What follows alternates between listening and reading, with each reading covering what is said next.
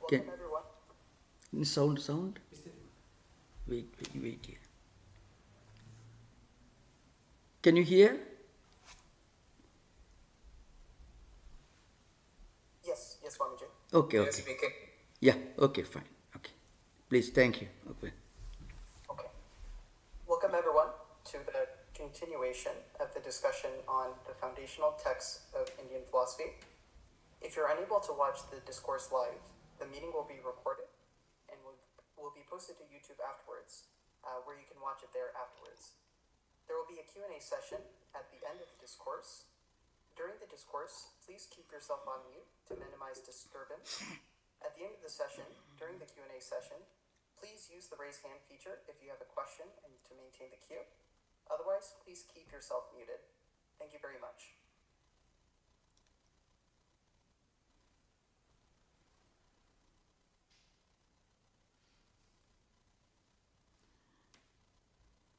Thank you. Om Stapakaya cha dharmasya sarvadharmaswarupine avatara varishtaya Ramakrishnaya te namah. So we are continuing our discussion on the ontological views of Dvaita Siddhanta, that is Madhvacharya's view, which is very interesting, especially after going through the other two schools of Vedanta, Advaita and Visishtadvaita. Now, at the beginning of our discussion of the Dvaitins' ontological theories, the concept of the absolute reality, we already mentioned that the Dvaitins, or that is Madhva's Dvaita philosophy, accepts that there are two types of realities. That is Vishnu, Madhva's concept of the monotheistic Godhead, and the phenomenal world and all other living beings. Now, so all are real, unlike Advaitins' view. Advaita tells you that Brahman is only reality, everything else is mithya, which again we should remember does not mean absolute non-existence. Mithya always implies what is real only in the relative sense. So that should be very clearly understood, because I think all of us can be forgiven if we misunderstand, because Madhvacharya himself misunderstood that. He was certainly a far greater scholar than any of us. So Ramanuja also terribly misunderstood the concept of Mithyatvam. So if we misunderstand in 21st century, we can be very easily forgiven. So the statement I mentioned earlier, Dividham ki prameyam sudantram asudantram cha. This is a fundamental thesis. Prameya means something to be known, whatever is perceived, whatever is existing. They belong to two categories. One is Swatantra, that is absolutely independent. The other is Aswatantra, which is dependent. Now, there is a great difference between Madhva's monotheistic Godhead Vishnu and other living beings. Vishnu is Swatantra, is independent, is not dependent upon anything or anyone. But all of us and everything in this phenomenal world are fully dependent, that means Aswatantra, upon Vishnu. So, but the main difference is, Advaitins will tell you that this phenomenal world is a superimposition. Adhyaropitam is called. Superimposition, the result of adhyasa or adhyaropa. That is, just like you mistake a rope for a snake. So, we mistake this world of names and forms as the absolute reality. But Madhvacharya says there is no superimposition.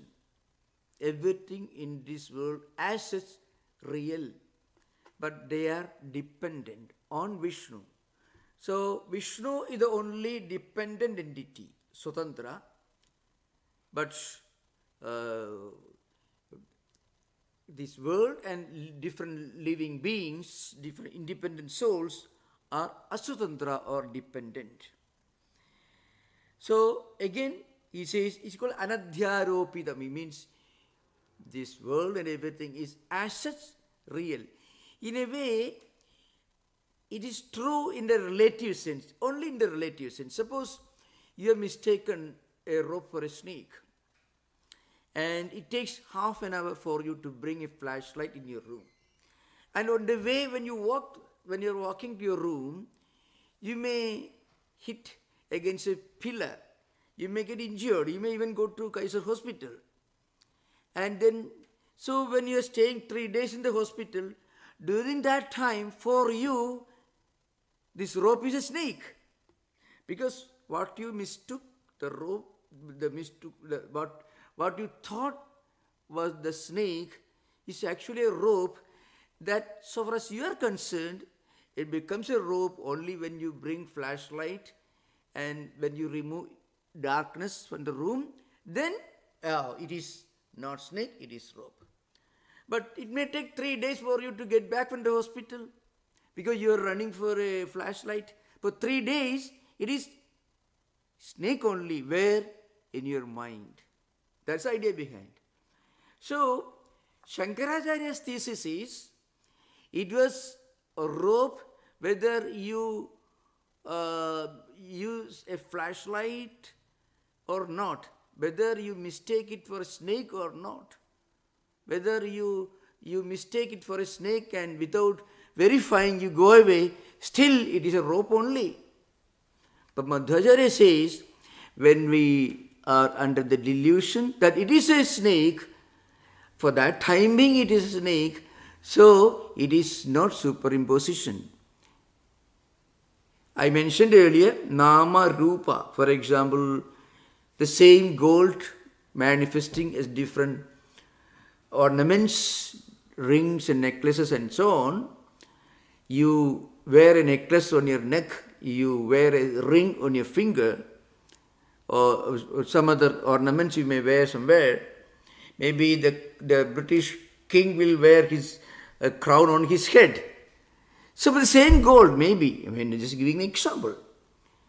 So Madhvacharya will tell you these are totally different things. The ring is different from the necklace. It is different from the crown. That is Madhvacharya says. Shankaracharya will tell you, no, they are essentially the gold, only gold.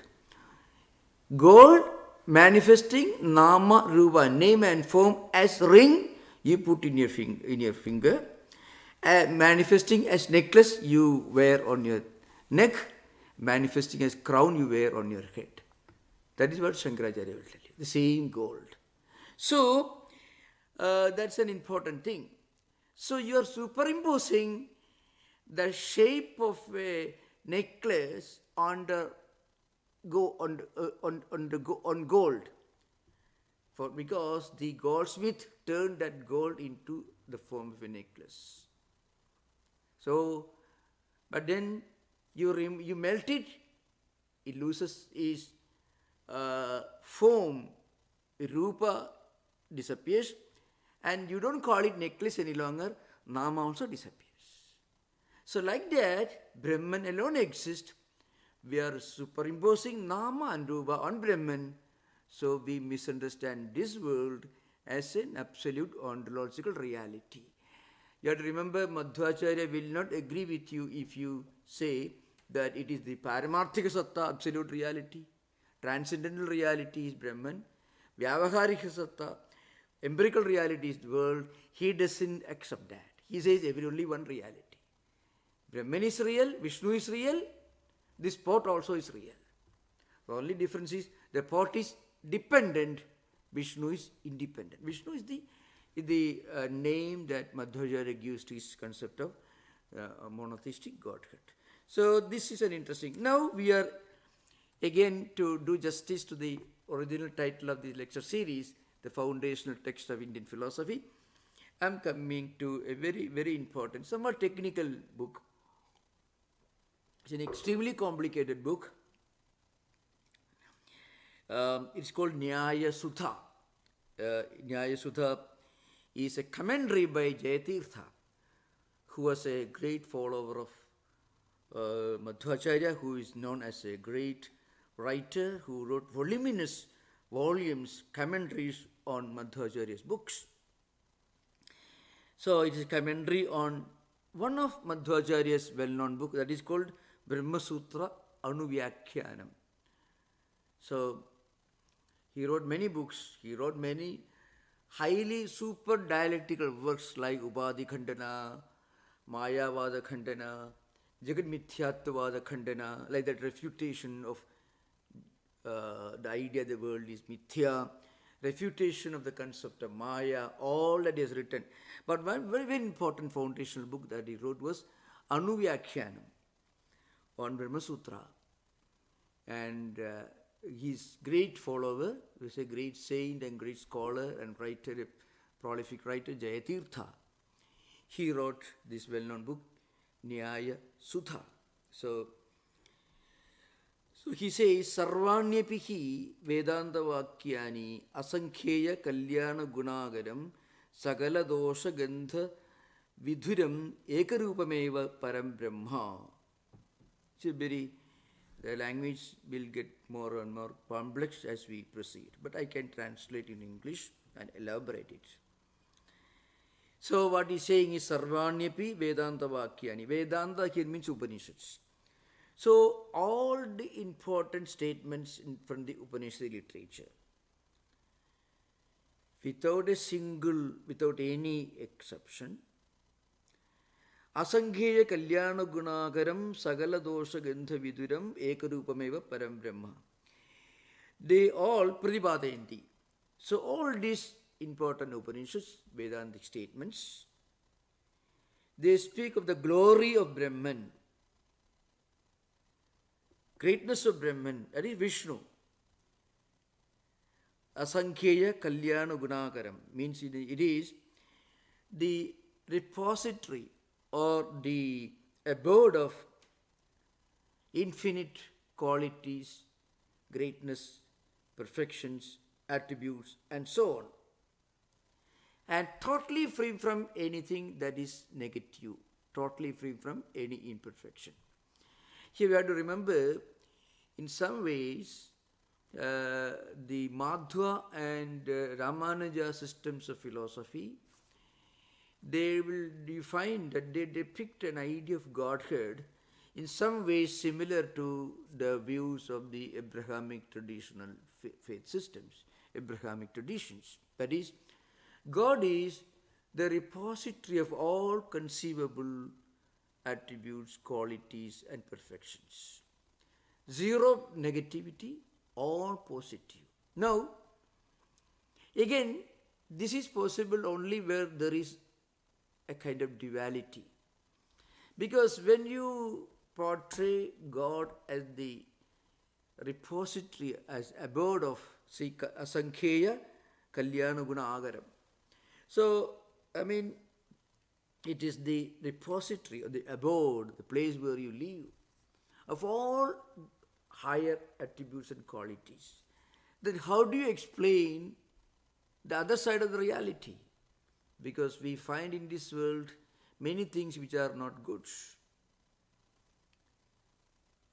Suppose, from the Dvaita standpoint, there are arguments. In Nyayamrita, he says, so the answer is given by Vyasatirtha. Suppose you are asking this question. If you define God as the totality of all that is positive, all that is great and auspicious, then how do you explain the reality of the non-auspicious, the inauspicious, the undesirable things that you find in this world? Because according to Ramanuja, God is immanent, is antaryami, is present in everything in this world. Everything in this world is an evolute of Ishvara according to Ramanuja. Everything in this world is dependent upon Ishvara according to Madhva. Everything in this world is essentially non-different from the absolute reality according to Shankaracharya. So when Shankaracharya says that everything in this world is a manifestation of the same Brahman, but we superimpose names and forms, the implication is essentially there is only one absolute reality. But again, Shankaracharya never denies the possibility of the reality of other entities. But he says they are not absolutely real, they are only relatively real, and that relative reality is called Vyavaharika Satta, empirical reality, everyday reality. So, the world is not denied, but the fundamental impermanence of the world is emphasized, Jagad Mithya. But according to Madhva system, you find that God is the repository or abode of all perfections and attributes. Kindu, Kanichit means some other Vedantic text, some other Upanishad text, they have different view. Kindu Kanichit, Sarvajnatva, Sarveshwaratva, Sarva Antaryamitva, Saundarya Audaryadi Gunavisishtataya. But then Pratibadayanti, that's a completion of the sentence. So according to some other folk, some other authors, many of these Vedantic texts depict Brahman, they represent Brahman as free from all limitations.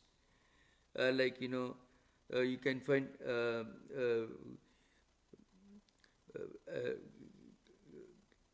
they represent all limitations and sin, sufferings, and so on. Kanichit apakata patmatva, nirdukhatva, bhaudika dekha rehitattvadi, doshabhava visishtadaya. So there are two views are given here. One view tells you that Brahman is the repository of omniscience, is the Lord of all, inner ruler Antaryami, is Antaryami means inner resident, and then Sarveshwaratva, the Lord, the controller, the regulator of everyone, and so the immanent Sarvantaryamitva, and also full of magnificence, generosity, beauty, omniscience, knowing everything, and inner ruler, all goodness and auspiciousness. So, this view is mentioned here. What are the attributes or auspicious qualities of which Brahman is the repository, the abode? Goodness, beauty, munificence, inner rulership, that is being the inner resident of all, present in everything, immanent, so to speak. So all these qualities are given. And the other view is clearly mentioned next. Kanichit, apakata patmatva, nirdukhatva, bhaudika dekha rehitattvadi, dosha abhava visishtadaya. Some other Vedantic texts depict or represent Brahman as free from all limitations. So, apakata patmatva means Brahman is free from all limitations like sin. Nirdukhatva, free from all sufferings and no liability, and also absolutely no physical manifestation, beyond physical manifestations. Bhaudya deha rehitatva, I mean, doesn't have a physical body, as gross body, as ordinary human beings. This is another way of representing Brahman. So it's good, the text continues. Kanichit, adi gahana adigahana jnapanaya avang manasu gocharitvadi akarena. So some other Vedantic texts depicts the same Brahman as beyond the reach of avang manasa gocharatva, means not definable, not describable, not explicable. You cannot explain, you cannot describe, you cannot define, you cannot say anything about it. That is avang manasa gochara, beyond reach of mind and word. And then the continues. Then another school, Kanichit Sarva Parityagena Tasseva Upadanaya Adidiyattvena. And some other school will depict same Brahman as the only reality that exists. Here you find there is a clear-cut reference to Advaita, and Advaita's view will be refuted at the end of this paragraph, though it doesn't become so clearly in this paragraph, but in the continuing paragraphs,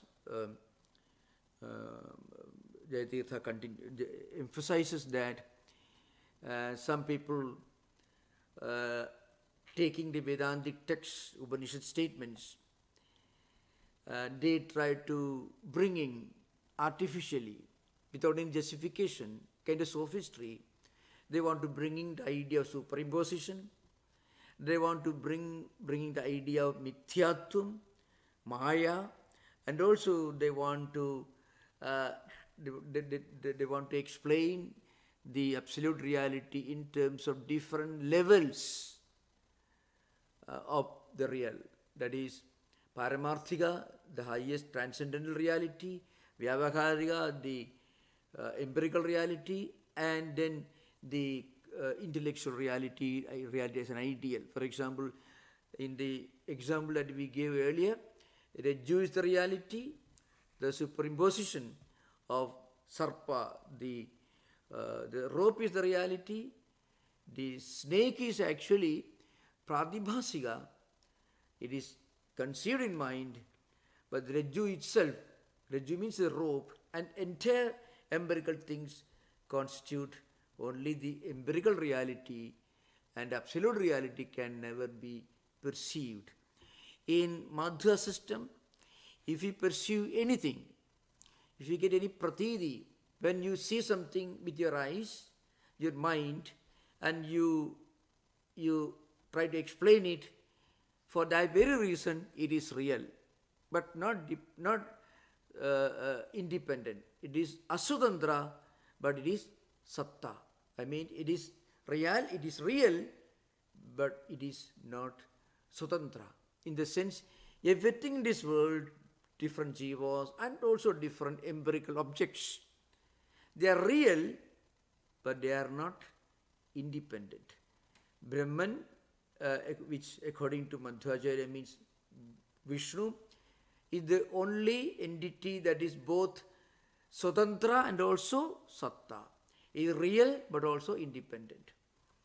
Now, as I mentioned, this interesting thing, this is a subtle point in Vedanta.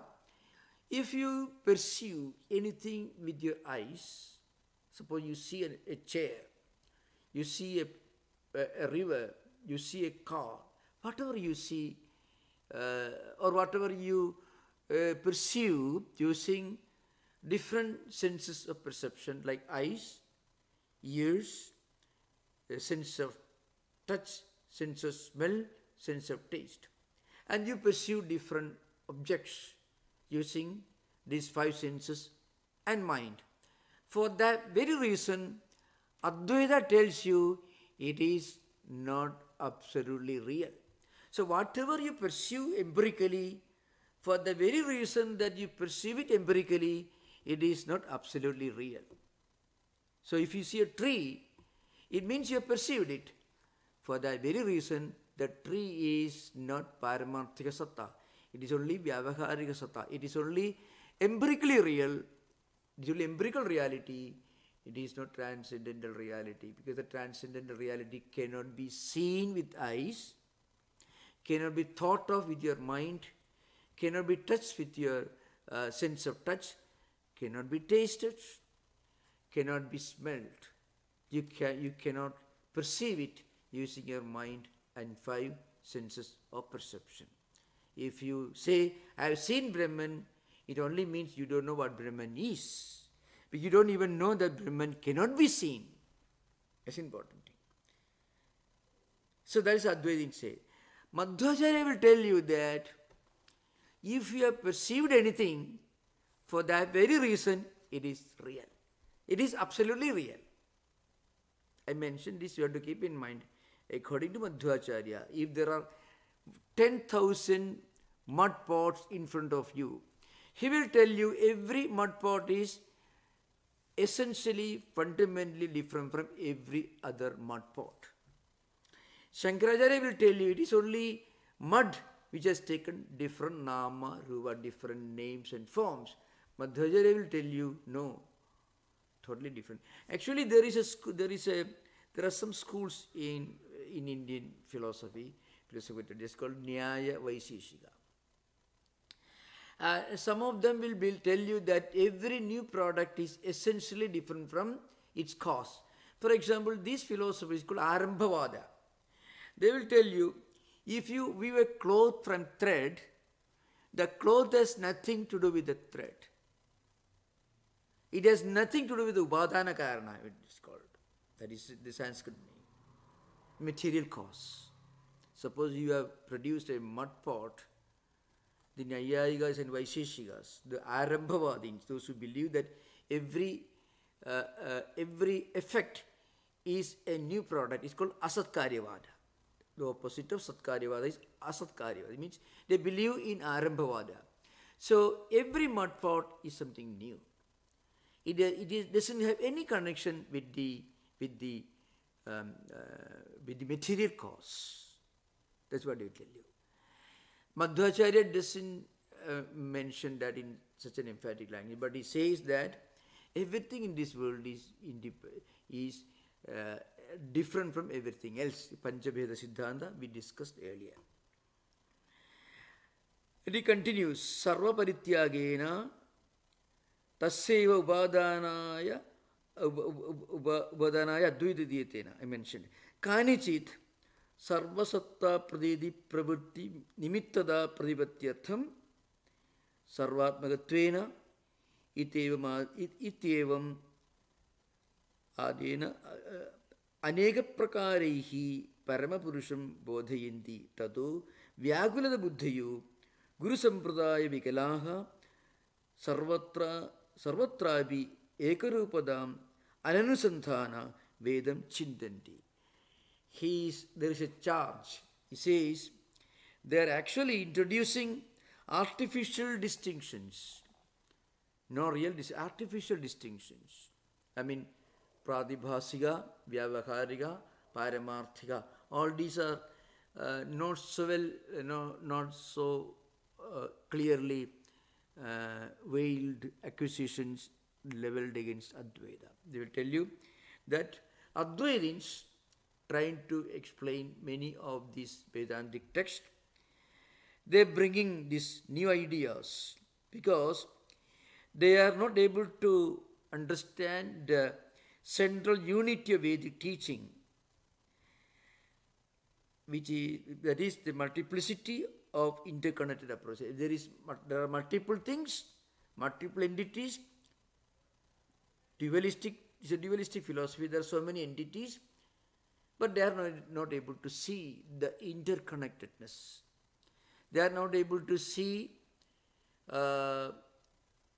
unity through multiplicity or within multiplicity and interconnectedness within diversity. That is the charge. You know why this is mentioned? I shall read it and then I shall explain further. Kanichit Sarvasatta Pradedi Pradipatti Nimittada Pradipatyartham Sarvatmagatvena Ityevam Adi Aneka Prakarehi Paramapurusham Bodhayanti Tato Vyakula Buddhayo. So Vyakula Buddhaya means highly confused. Is again a reference to Advaitins. They are highly confused. Vyakula Buddhayo Guru Sampradaya Vikalaha Sarvatrapi Ekarupadam Ananusandhana they are not able to fully understand, because they are not able to follow the Guru tradition, the tradition of teachers, and therefore they are not able to see this central unity of Vedic teaching through a multiplicity of interconnected approaches. And therefore, what happens is they artificially create distinctions. And they say this is Pradibhasika, this is Vyavaharika, this is Paramarthika. So, Maya, Mithya, all these are introduced by these Advaitins because they are not able to see this unity, this oneness, what you call Sarvatmagatum. They are not able to see unity and also accommodate the reality of multiplicity. So, the reality of interconnectedness. There are various entities in the world, but they are interconnected, and also there is an integral unity. So, that's why the Advaitins say Brahma Satyam, Jagat Mithya, everything else in this world is Mithya. This is this Jayatirtha's charge against Advaita. It's a very interesting study. Here the point is, I should try to make it clear. Again and again we have to remember the total, the shocking incapacity of many non-Advaitins to clearly understand the actual implication of Maya, Mithya, and also the logic of looking upon existence from the Paramarthika, Vyavaharika, Pradibhasika perspectives.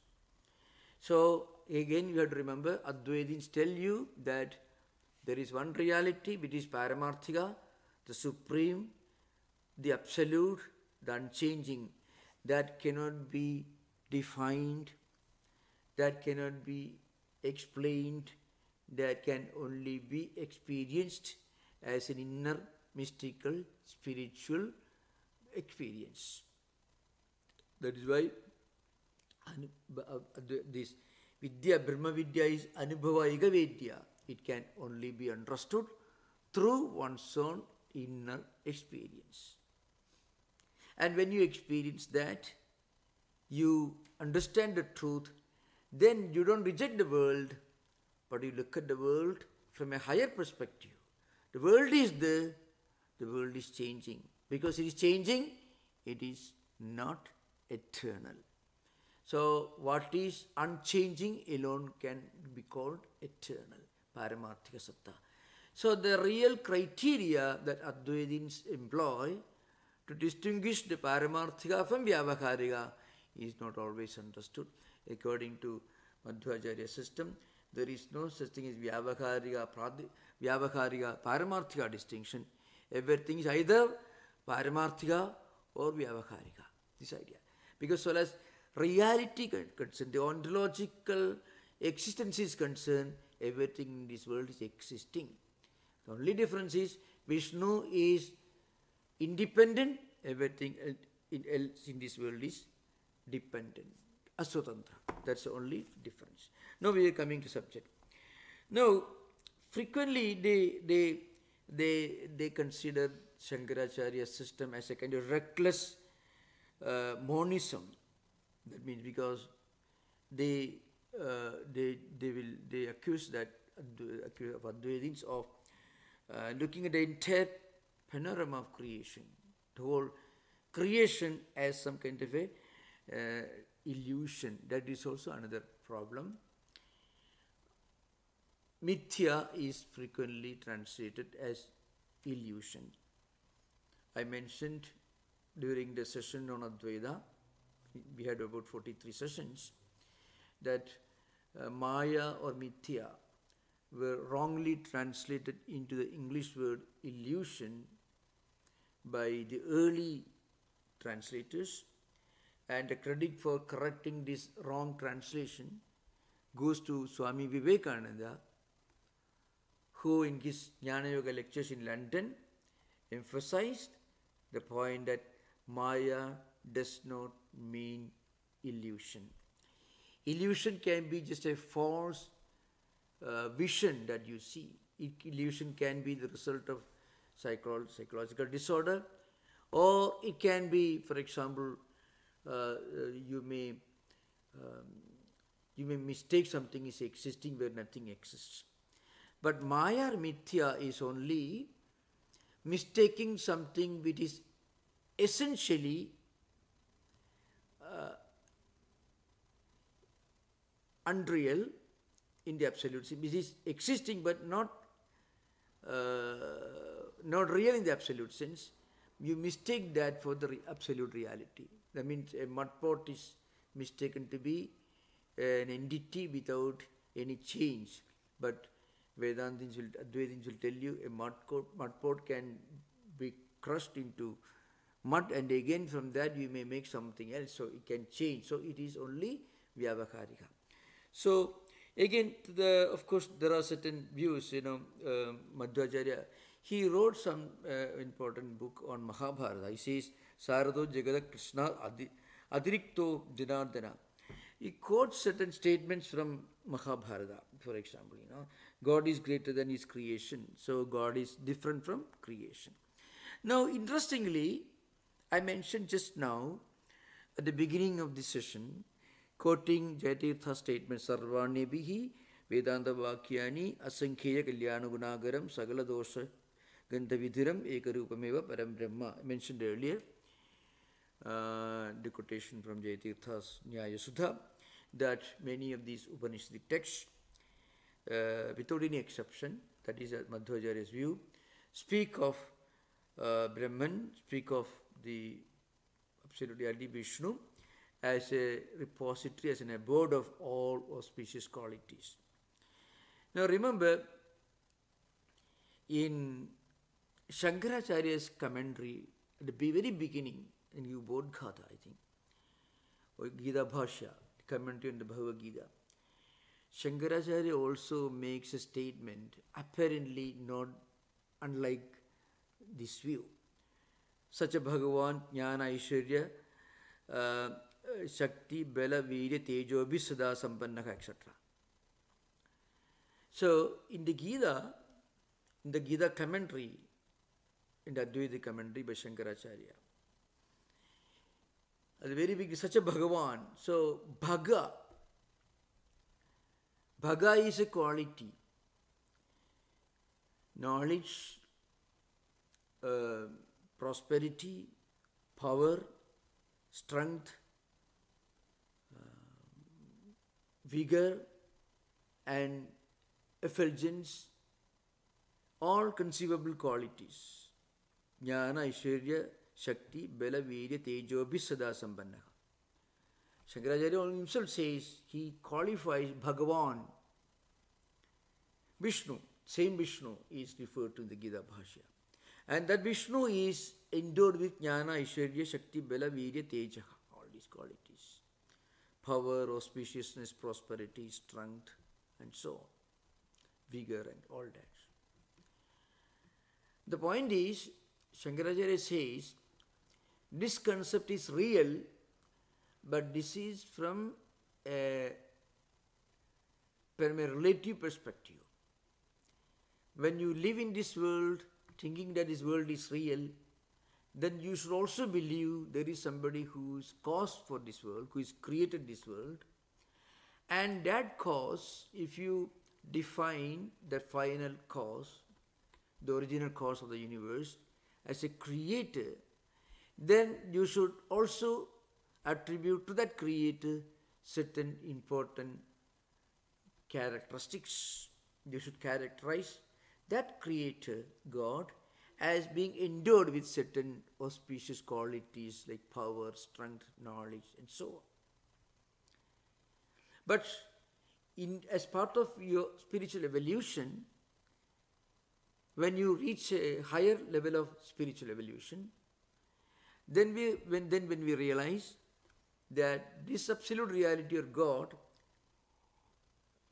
is not different from His creation, He is residing in everything, He is all-pervading in everything, He also transcends everything, and this one spiritual principle when we reach that level of spiritual evolution or spiritual growth, then what you do is you go beyond this conception of God as being endowed with all these attributes. So, the idea of God being endowed with all attributes is also acceptable for Advaitins, but at a level just below the highest transcendental status, transcendental attainment.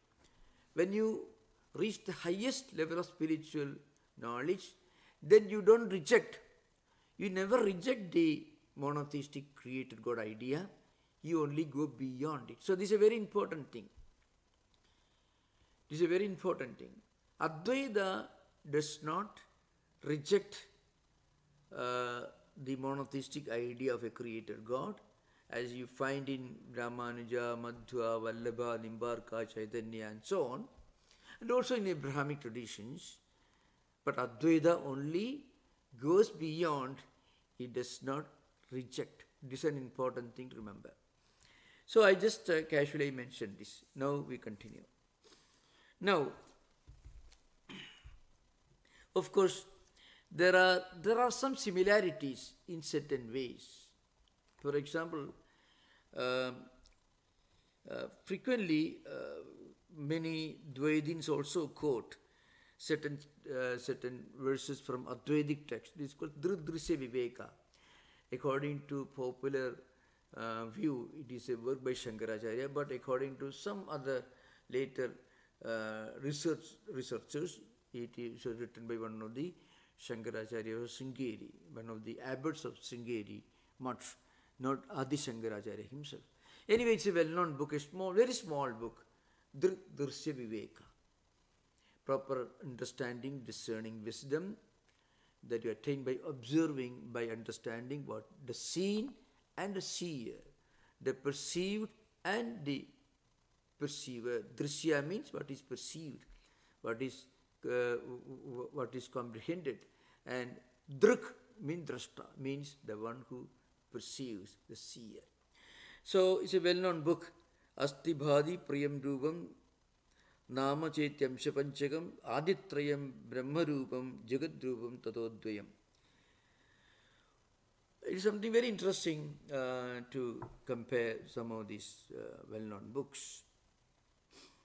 So, there is a well-known book in Madhva tradition. It is called Mandara Manjari. Actually, it is a combination of books. It is a gloss or a tiga, a small footnote like small description or interpretation of 3 dialectical works, very fierce dialectical works written by Madhvacharya, refuting some of the views of Advaita. It's called Mayavada Khandanam, Upadhi Khandanam, and Prapancha Mithyattvada Khandanam.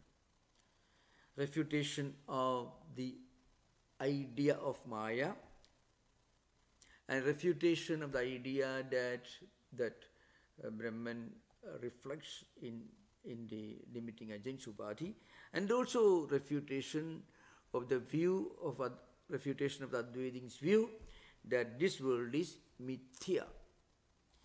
And there is a gloss was written on each of these by a well-known author. So that book is collectively called Mandara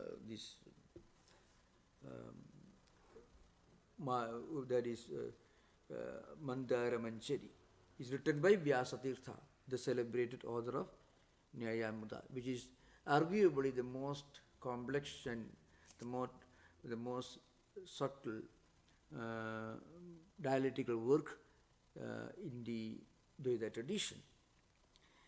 So, according to him, for example, he says Surupa Pramedi Pravritti Lakshanam Satta Traividyam. So, Jayatirtha refers to this actually. So, Surupa Pramedi Pravritti, which means 3 aspects of existence, three aspects of reality. What are the three aspects of reality? Very similar to the Advaiting's book, Tridrisya Viveka. What are the three aspects? One is Surupa, the existence, the Pramiti, consciousness, and Prabhuti, activity. So what are the criteria for judging whether something is real or not? It should have its own identical experience, its own individual entity, its own Surupa. It should have its own identity. And second is that it should have its own consciousness. So every jiva in this world is conscious of his own existence. And pravritti, that is, these three aspects of reality is mentioned by Jayatirtha. In his, he refers from this Mandara Manjari. He is referring to Mandara Manjari statement. Now, in Advaita tradition, Asti Bhadi Priyam Chaiva, something called Asti Bhadi Priyam Rupam Namam Chetyam Panchakam. So here, Asti Bhadi Priyam, that is existence, consciousness and bliss, they together constitute Brahman, the absolute reality. So again, we should not get away with the impression that this constitutes a definition of Brahman, because Brahman cannot be defined. But so far as we are concerned, short of that higher mystical experience which cannot be explained, because the highest level of understanding Brahman is inner mystical experience, which is beyond words, beyond definitions and beyond verbalizations. But intellectually, when we try to understand, then we can only understand Brahman as Asti Bhadi Priyam. It is the absolute existence, it is the absolute consciousness, it is the absolute bliss, Satchidananda. So, they constitute our highest approach, our highest effort to understand intellectually the reality of Brahman. Again, it is below the highest inner spiritual experience or Jiva Brahmaikyam. So, Aditrayam Brahmarupam. So, Asti Bhadi Priyam constitute Brahman. Then, Rupam Nama, which constitute the Jagat. Rupam is the form, Nama is the name. Different names and forms, which constitute this world. Now, according to Madhva, Jayatirtha and Vyasatirtha, this Nama and Rupa are real, names and forms are real, and they are not superimpositions. That's what Madhvacharya says. I mentioned earlier, names and forms give them the status of reality, but not the status of independence. They are not independent, but they are real.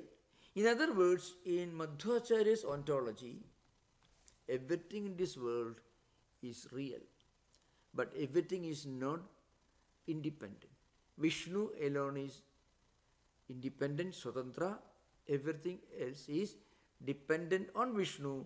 It is Aswatantra. But again, when Advaitins tell you it is a superimposition, Madhvacharya, it is not a superimposition. So, when Advaitins tell you this world is a superimposition, what do they mean actually? They do not mean that this world is illusion. No.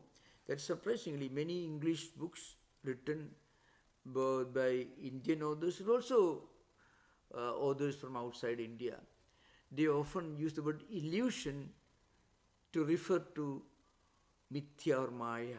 But that is also a great problem intellectually. Maya and mithya is not precisely what the word illusion means in English language.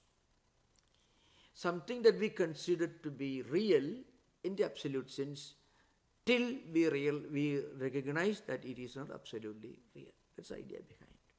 The world is mithya, world is not illusion, world is real.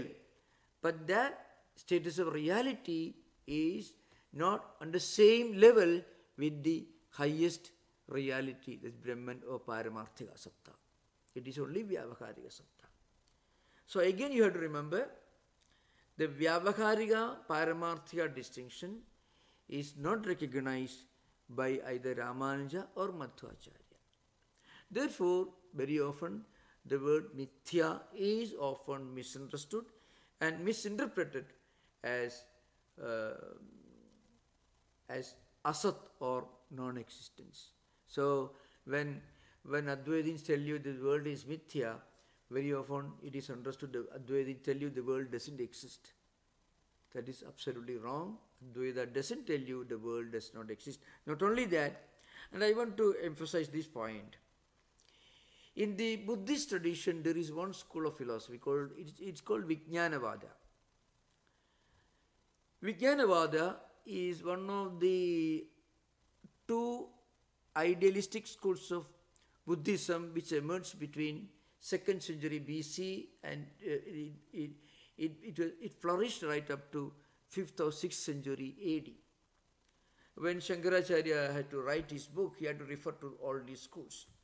And according to one school of Vijnanavadins, called Pravritti Vijnana, the later Vijnanavadins, they deny the reality of objective world. They don't accept. So everything is illusion to them. So when you hear somewhere, when you read somewhere, that Advaitins depict this world as an illusion, you should remember Shankaracharya himself took pains to refute this school of illusionism propounded by Vijnanavadins in his Brahmasutra Bhashya. In his Brahmasutra Bhashya he says, this world is Ubalabdhi. Now Ubalabdhe, he says, the world is being perceived. We live in this world. We are part of this world. Till when? Till we realize, till we experience the Brahmajnanam. Not intellectual conviction, but till we experience Brahmajnanam. Till then, this world cannot be called as non-existent. It's a very important point to remember. And he has actually refuted this school of Vijnanavada, who argued that everything the objective world is unreal. This is important. Again, okay, there's a very famous statement in Mandukya Bhashya. This is Prag Brahmatma Vijnanath Sarva Loka Vyavharanam Satyatva Bhuddhi Yadha Swapna Drishta Seva Prag Prabodhat. It's a famous statement. Prag Brahmatma Vijnanath Sarva Loka Vyavharanam Satyatva Bhuddhi. Till we actually experience the truth of Brahma Satyam Jagat Mithya, till then we should live in this world as if everything is Sarva Loka Vyavharanam Satyatva Bhuddhi. We will certainly feel all these worldly activities, the world, everything is real. How a comparison is given, there is a comparison here. The comparison is very striking. It says, a man who is sleeping is dreaming different objects. While he is dreaming, he is still in dream, those dream objects are real. Only when he wakes up, then he looks back, he will understand, oh, they were all part of dream. So you have no right, you cannot say that your dream objects are unreal when you are in dream. The unreality of dream objects becomes obvious only when you come out of dream.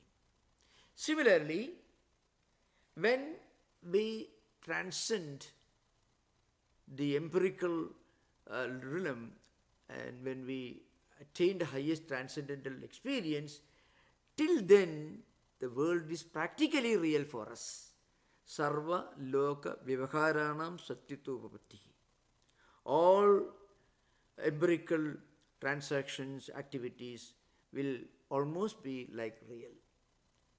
But the unreality of all these empirical things becomes obvious only when you transcend them.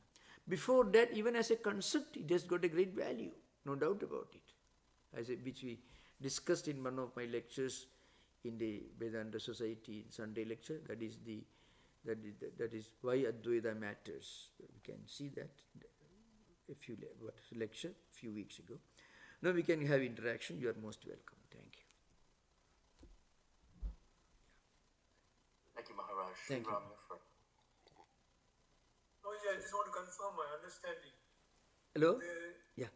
I want to confirm my understanding. Yeah. From the superimposition of the snake on the rope, the Pratibhasika Satyam is the snake. Yeah. When you bring the light, you experience the Vyavaharika Satya, Yeah. which is that it is a rope. Yeah. And from a Paramarthika point of view, Yeah. it is obviously material, therefore it is definitely not Sat. Yeah. Subject to wear and tear. Okay. It's a very, yeah. Thank you for asking this very important question. In fact, gives me a chance to say something, emphasize something which I often, when we give a lecture, these questions will help you.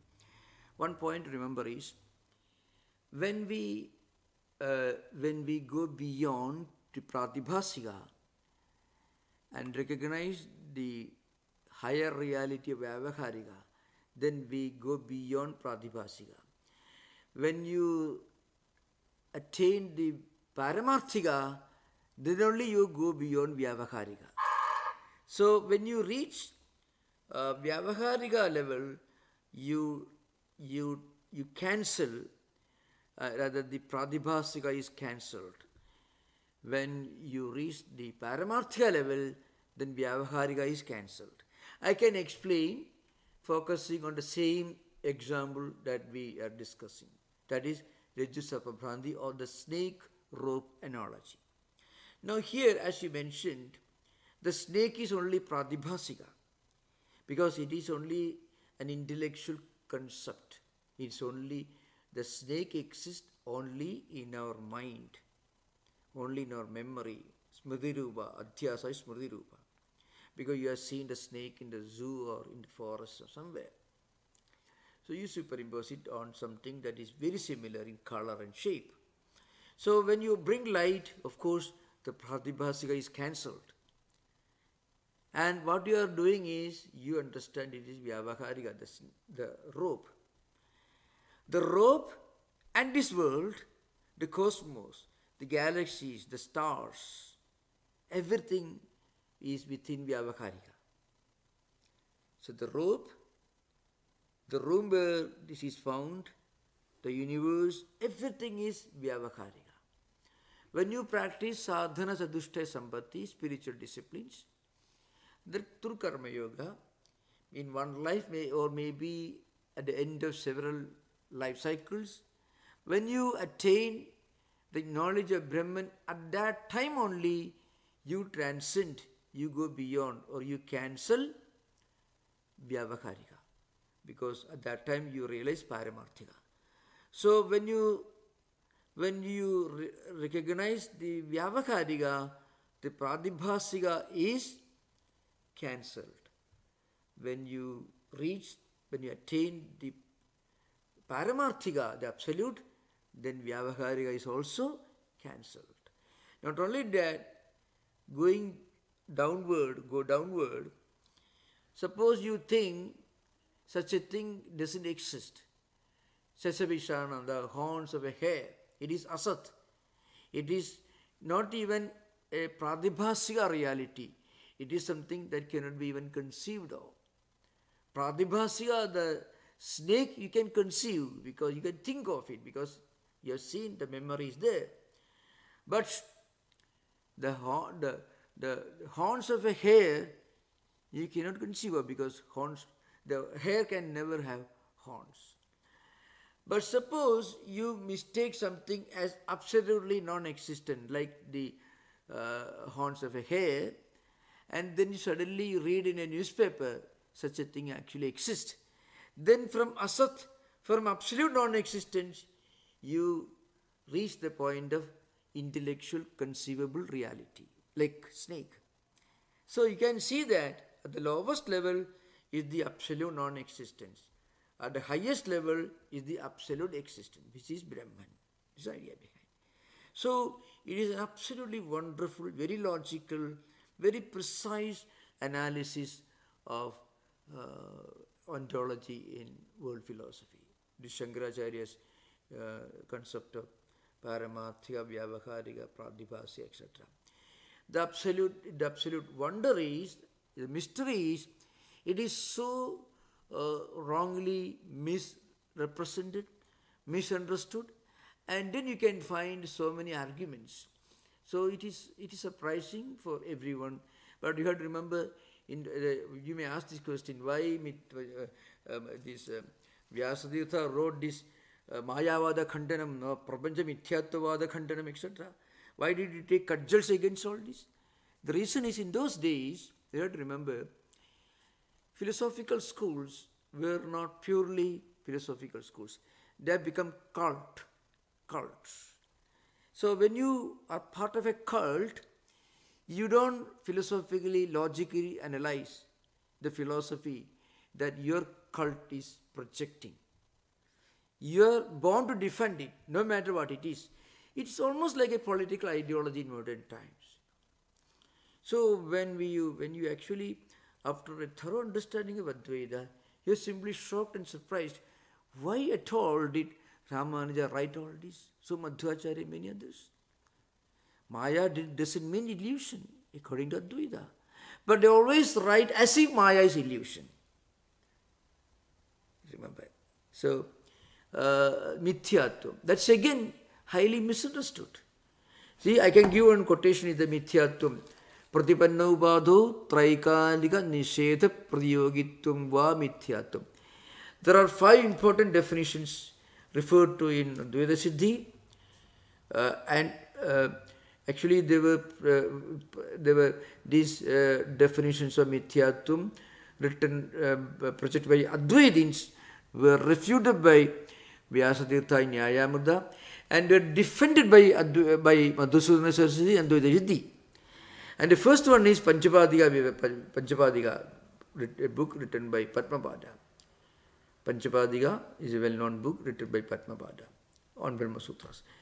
Now there he says, Pratipanno badho traikalika nisheta pradiyogitvam va mithyatvam. Pratipanno badhi means, suppose you are perceiving something in front of you. You are seeing, you are comprehending, using your mind, your intellect and your senses. You are seeing something. Now, because you are seeing it, because you are objectifying it, you are the seer, you are seeing that. Just because you are objectifying that object, you are seeing that object, for that very reason, Advaitins will tell you it is not absolutely real. Why? It cannot remain the same without any change in Trikala, in 3 levels of time, that is past, present and future. Traikalika Nisheda Pradiyogitvam. In reality, it doesn't exist without any change in the past, present and future. Therefore, even when you are seeing this world, then also, actually it is not absolute reality. But you mistake it for absolute reality. The reason is, we are not reached that Advaitic experience. See, a Jivan Mukta, a liberated soul, an enlightened person, let's say, I can give, those who have seen, Sita Makshana, at some levels of transcendental experience, Sita Makshana transcended, went beyond this world. At that moment in Samadhi, he went beyond this world. The world did not exist for him at that time. Then he had to forcibly bring his mind to this world, empirical consciousness. So Sri Ramakrishna will say, please give me water, drink water. You have to drink water. Because when you drink water, for that you have to you come to Dvaita level. So Ravana Maharshi is staring at something. At that time he is in Advaitic experience. But when he is walking with his cow around, you can see the video, you can see he is talking to people, he is supervising the distribution of food to devotees who are coming to Tiruvannamalai. At that time he is not in Advaita. He is in Dvaita only. Otherwise, why should he make sure that idli is properly cooked or food is properly cooked? He was doing all that as an ordinary person. So, Advaita doesn't mean that you are standing there like a statue or without eating, without food. No, nothing of the kind. Advaita is state of experience. So, if an avadhuta or a jnani will not always remain in that state of experience. He will be living in this world. When Shankaracharya was walking all over India, he was not in Advaita mood. He was writing books. You don't write books in Advaita mood. You don't write poetical classics, devotional classics in Advaitic mood, in verses. He wrote so many verses, so many poetical classics, works. So you remember. Thank you. Okay. Thank you, Maharaj. C. Gopinath, please. Yeah. Swamiji, I have a question on clarifying terminology. Yeah.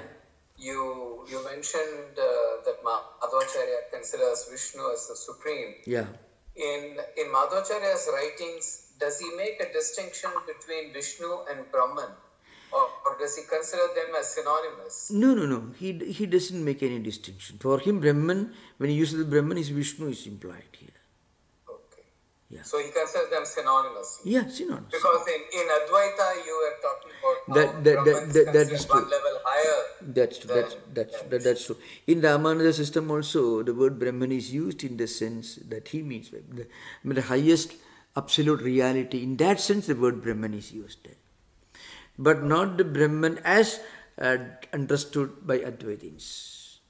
Okay. Yeah. Okay, thank you. Yeah. Madhvacharya was a great devotee of God, like Ramanuja. Okay. There was another hand up, but it has been dropped. So I'll ask a question. Maharaj, with respect, I see David's hand, but I'll continue. Just a sec, Dave. With respect to the inherent qualities of the other systems, Yeah.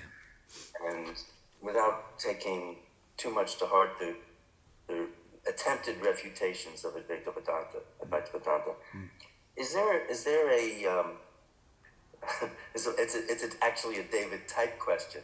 Is there a practical aspect to reference to transcendental reality and insistence on unqualified non-dualism in terms of non-attachment? Does it help in terms of witnessing this world as not an absolute reality? Yeah. Sri Ramakrishna once said, you have to keep knowledge in your pocket, Advaitic knowledge, and then work in this world. With one hand, so on the one hand you have to work in this world, live in this world, but keep Advaita somewhere maybe in your pocket. So whenever we find things are not going well, Advaita will tell you to look upon this everyday world as something impermanent, as something changing, and for that very reason as non-absolute.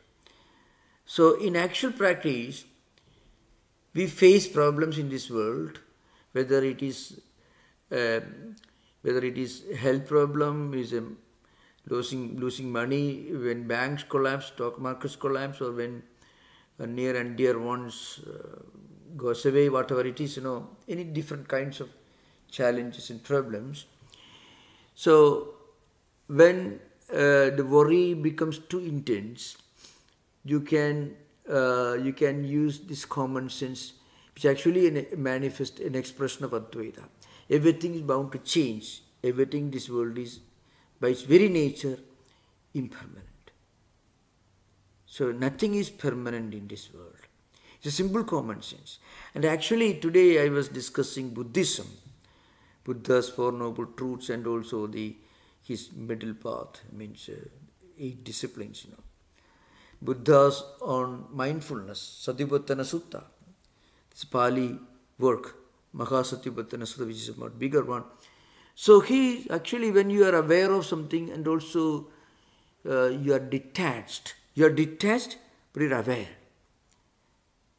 How do you detach? Because you know it is impermanent. Buddhism emphasizes. But you should be aware of that.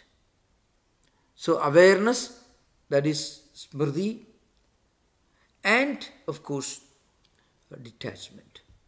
So in fact, this is the implication of Sri Ramakrishna's statement. You should keep jnanam in your pocket. So Advaita even can be used as a great counseling principle, really. Because it's a fact. The problem is Advaita doesn't come down to the level of simple spiritual common sense. If it ever became a matter of simple common sense, then we can use it in our everyday life. It is not only Advaita, it is just mad. If you are a good physicist, I don't think Einstein will tell you this world is going to remain the same without any change. Heisenberg, uncertainty principle. Do you think he will agree that the world, do you think he is going to agree with Madhvacharya? Einstein, Heisenberg, they will gladly jump at Advaita. But again, it doesn't mean that immediately they will grow a beard and go to Himalayas. No. Advaita, even from a layman's point of view, from a purely intellectual point of view, it makes a lot of sense. Not that you have reached, that you attain that inner mystical experience like a Ramana Maharshi or Sri Ramakrishna or a Shankaracharya, no, or Vivekananda. No, not in that sense. But when you read it, it makes so much of sense. It's everyday common sense actually. So, that's why. Now the funny point is that both Ramanuja and Madhvacharya showed an extraordinary incapacity to understand the true implications of concepts like Maya, Mithya, Vidya, etc. That is really astounding. As I mentioned earlier, when it becomes a cult, then you defend that cult. This is an important thing to remember. So in India, it's called Sampradaya. So Vaishnava Sampradaya, Ramanuja Sampradaya, Madhva Sampradaya. So they have certain, with all respect I'm telling, but have to, in modern times, actually I had many discussions on the subject with Madhvas and Ramanujais. So they agree. So, when you become part of a Sampradaya, then you think you draw this line on your forehead in a specific manner, and you go to temple in a specific manner, you perform a ritual in a specific manner, and then you have to do it. They may not read Madhvacharya's well-known books. Madhvacharya is a great writer, 37 important books he wrote. Jayatirtha's commentaries, Vyasatirtha is an astounding dialectician. They may not read it, but they feel they are bound to defend it. So it becomes a cult. Advaita is not a cult. You want any proof? You can find a total stranger, Paul Brunton living in New York, a British journalist living in New York at the turn of the 20th century, hearing about Advaita, takes a ship to India, goes to Chennai and goes to Ramana Maharshi's ashrama. That's the beginning of a new life for him. It doesn't mean that he had attained his Advaita Anubhuti experience, but it means he understood the truth of it. That's something captivating. That may not happen when you read Madhvacharya's book. You follow? It is fascinating. He was a great devotee. All of them are very great sages and saints and devotees. But as you remember, that's the strength of cult. the point is, in the Dvaita, there is no barrier. All doors are open in all directions. You can find everywhere you find.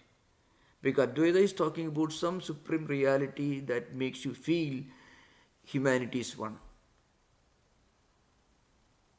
Remember, it's not that Shankaracharya meant all this. No, I have to admit that.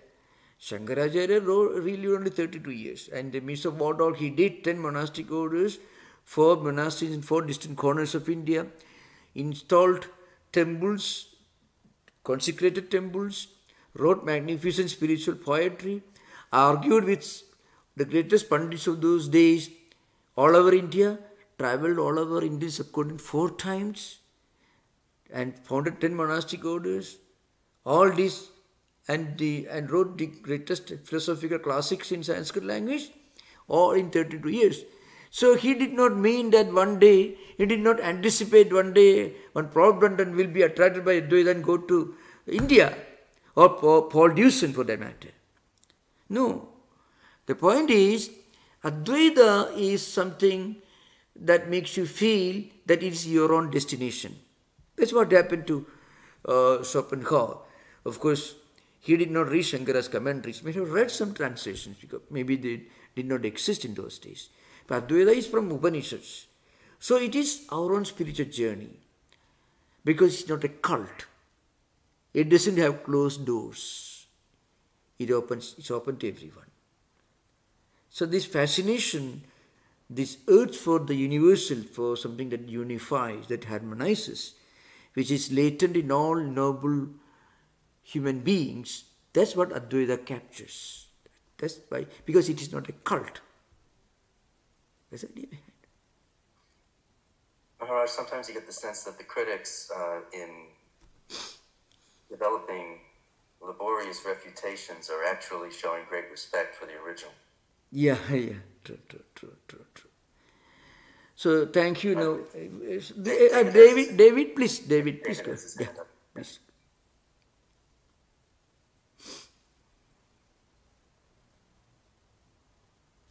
Hello, Swami. Yeah. I had a question. Is we hear from you about Madhava arguing with the Advaitins. Did he ever argue with the Ramanuja, the Vishishta Advaitins? Yeah, Madhvacharya thought that Ramanuja was not sharp enough in criticizing Advaita. So he wanted to go an extra mile. So, Madhva system is the sharpest reaction against Advaita, the polar opposite. So, because he travelled all over South India when he founded this movement. And he had arguments with many of the followers of Ramanuja as well. And he felt that Ramanuja system is not sharp enough in criticizing Advaita. So he wanted to do an extra mile.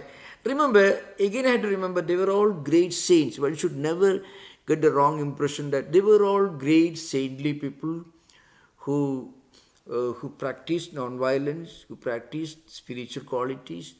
But again, as defenders or founders of certain philosophical schools, they wrote books and they taught their disciples. I think in Indian tradition, this is very often true. You may go to temple every day morning and do puja and worship, and then you write books on Advaita, which tell you that you can go to temple, but spirituality is beyond going to temples as a ritual. So there is no better example for this. Shankaracharya was writing all these dialectical works and he was writing devotional poetry all the time. And so you can imagine. Okay. So thank you. We had a very wonderful session. Next week we'll continue. So, okay. Thank you, Swami. Thank you. Namaskar. Thank you.